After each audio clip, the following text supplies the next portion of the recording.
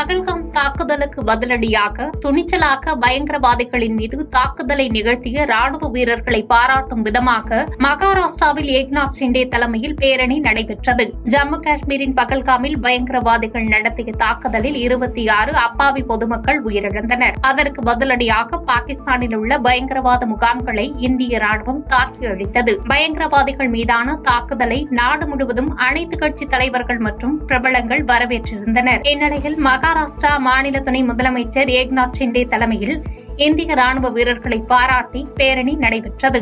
திறந்தவெளி வாகனத்தில் தேசிய கொடியை ஏந்தியபடி அவர் சென்ற பேரணியில் ஏராளமானோர் கலந்து கொண்டனர்.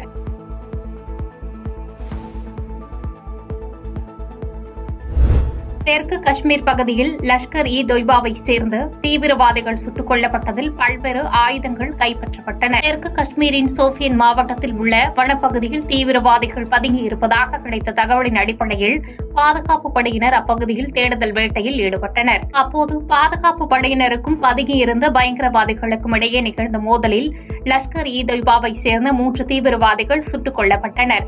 இந்த தாக்குதலில் ஏராளமான ஆயுதங்கள் மற்றும் வெடிமருந்துகள் கைப்பற்றப்பட்டன. இந்தியாவிற்கு எதிராக தவறான தகவல்களை பரப்பியதாக குற்றம் சாட்டி சீனாவின் பிரபல செய்தி நிறுவனத்தின் எக்ஸ் தள பக்கத்தினை மத்திய அரசு முடக்கியது. பகல்காம் தாக்குதலுக்கு எதிராக பாகிஸ்தான் பயங்கரவாதிகளுக்கு எதிராக இந்திய ராணுவம் தாக்குதலை நிகழ்த்தியது. இந்த தாக்குதல் தொடர்பாக சீனாவை சேர்ந்த பிரபல செய்தி நிறுவனமான குளோபல் டைம்ஸ் இந்தியாவுக்கு எதிரான தவறான தகவல்களை பரப்பியதாக குற்றம் சாட்டப்பட்டது. இதன் தொடர்ச்சியாக குளோபல் டைம்ஸ் நிறுவனத்தின் எக்ஸ் தள பக்கத்தினை மத்திய அரசு முடக்கியுள்ளது. மேலும் இதே குற்றச்சாட்டுக்காக சீன ஆதரவு ஊடகமான எக்ஸ்ஹெச் செய்தி நிறுவனம் துருக்கியை சேர்ந்த டிஆர்டி வேர்ல்டு நிறுவனத்தின் எக்ஸ் தள பக்கத்தினையும் மத்திய அரசு முடக்கியுள்ளது.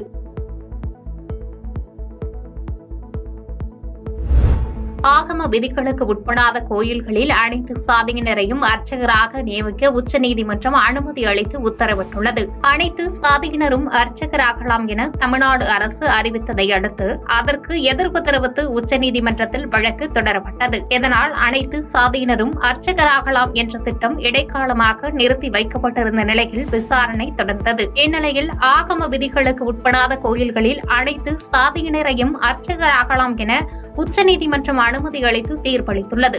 மேலும் ஆகம கோயில்கள் மற்றும் ஆகமம் அல்லாத கோயில்களை 3 மாதத்திற்குள் அடையாளம் காண வேண்டும் எனவும் தமிழ்நாடு அரசுக்கு உச்சநீதிமன்றம் உத்தரவு பிறப்பித்துள்ளது. டிடி நெக்ஸ்ட் லெவல் திரைப்படத்தில் இடம்பெற்றுள்ள கோவிந்தா பாடலுக்காக 100 கோடி ரூபாய் மான நஷ்ட ஈடு கேட்டு தேவஸ்தான உறுப்பினர் வக்கீல் நோட்டீஸ் அனுப்பியுள்ளார். சந்தானம் நடிப்பில் உருவாகியுள்ள டிடி நெக்ஸ்ட் லெவல் திரைப்படத்தில் இடம்பெற்றுள்ள பாடல் ஒன்று வெளியானது. இந்த பாடலில் திருமலை திருப்பதியை கிண்டல் செய்யும் விதமான காட்சிகள் இடம்பெற்றிருப்பதாக ஜனசேனா கட்சியினர் குற்றம் சாட்டினர். மேலும் இது தொடர்பாக திருப்பதி சென்றிருந்த எடப்பாடி பழனிசாமியிடம் குற்றம் சாட்டியிருந்தனர். இந்நிலையில் டிடி நெக்ஸ்ட் லெவல் திரைப்படத்தில் இடம்பெற்றிருக்கும் அப்பாடலை நீக்க கோரியும் 100 கோடி ரூபாய் மான நஷ்ட ஈடு வழங்க கோரியும் திருப்பதி தேவஸ்தான அறங்காவலர் குழு உறுப்பினர் பானு பிரகாஷ் ரெட்டி வக்கீல் நோட்டீஸ் அனுப்பியுள்ளார். படத்தை தயாரித்த நிகாரிகா என்டர்பிரைசஸ் நிறுவனம் 15 நாட்களுக்குள் மன்னிப்பு கேட்காவிட்டால் கிரிமினல் வழக்கு தொடரப்படும் எனவும் தெரிவிக்கப்பட்டுள்ளது.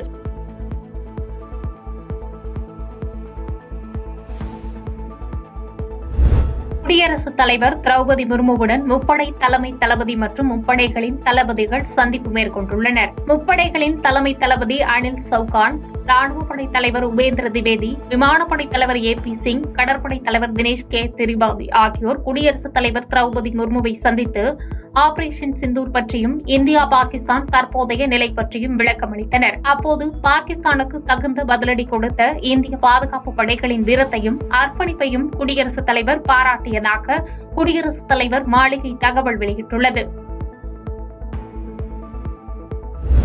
ஷெல் தாக்குதலால் பாதிக்கப்பட்ட பகுதிகளை பார்வையிட்ட முதலமைச்சர் உமர் அப்துல்லா பாதிக்கப்பட்ட மக்களிடம் குறைகளை கேட்டறிந்தார். ஜம்மு காஷ்மீரின் பாரமுல்லா மாவட்டத்தில் உள்ள உரியின் சலாமாபாத் பகுதியில் பாகிஸ்தான் நடத்திய ஷெல் தாக்குதலால் பாதிக்கப்பட்ட பகுதிகளை முதலமைச்சர் உமர் அப்துல்லா பார்வையிட்டார். இது தொடர்பாக எக்ஸ் தள பக்கத்தில் பதிவிட்டுள்ள அவர், ஜம்மு காஷ்மீரின் எல்லை மாவட்டங்களில் பாகிஸ்தானின் கடுமையான ஷெல் தாக்குதலால் அவர்களின் குடியிருப்பு கட்டமைப்புகள் சேதமடைந்தன. எல்லையோர மக்கள் அனுபவித்த இழப்பும் வலியும் கற்பனை செய்ய முடியாதது என்று தெரிவித்தார். மேலும் எல்லை கிராமங்களில் வசிக்கும் மக்கள் சேதமடைந்த வீடுகளுக்கு அரசு இழப்பீடு வழங்க நடவடிக்கை எடுக்கப்படும் என்று அறிவித்துள்ளார்.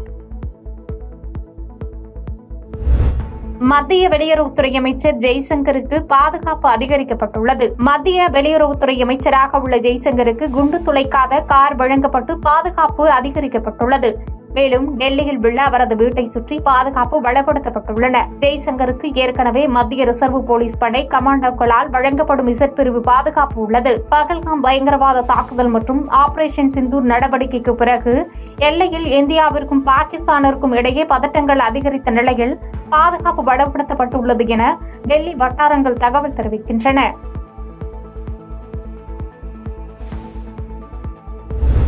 ஜம்மு காஷ்மீர் மாநிலம் ரஜோரியில் உள்ள எல்லைப் பகுதி அருகே வெடிக்காத பாகிஸ்தான் குண்டுகளை இந்திய ராணுவம் செயலிழக்க செய்துள்ளது. ஜம்மு காஷ்மீரின் பகல்காமில் ஏப்ரல் 22 நடந்த பயங்கரவாத தாக்குதலை தொடர்ந்து பயங்கரவாதிகளை ஒழிக்கும் நடவடிக்கையை மத்திய அரசு தீவிரப்படுத்தியுள்ளது. அந்த வகையில் தீவிர சோதனை மேற்கொண்டுள்ள பாதுகாப்பு படை வீரர்கள் ஜம்மு காஷ்மீர் மாநிலம் ரஜோரியில் உள்ள எல்லை கட்டுப்பாடு கோடு அருகே வெடிக்காத பாகிஸ்தான் குண்டுகளை கைப்பற்றி இந்திய ராணுவம் செயலிழக்க செய்துள்ளது. எல்லை கிராமங்களில் வசிக்கும் மக்கள் எச்சரிக்கையாக இருக்க வேண்டும் என்றும் சந்தேகத்திற்கிடமான பொருட்கள், வெடிக்காத குண்டுகள் அல்லது வெடிபொருட்கள் ஏதேனும் இருந்தால் உடனடியாக இந்திய ராணுவம் அல்லது ஜம்மு காஷ்மீர் போலீசாருக்கு தெரிவிக்க வேண்டும் என்று அதிகாரிகள் அறிவுறுத்தியுள்ளனர்.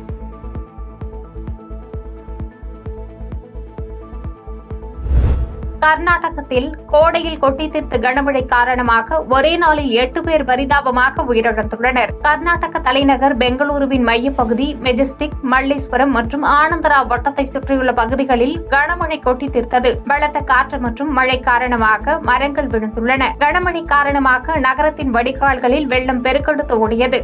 மேலும் இடி உள்ளிட்டவைகளால் ஒரே நாளில் 8 பேர் உயிரிழந்துள்ளதாக கூறப்படுகிறது.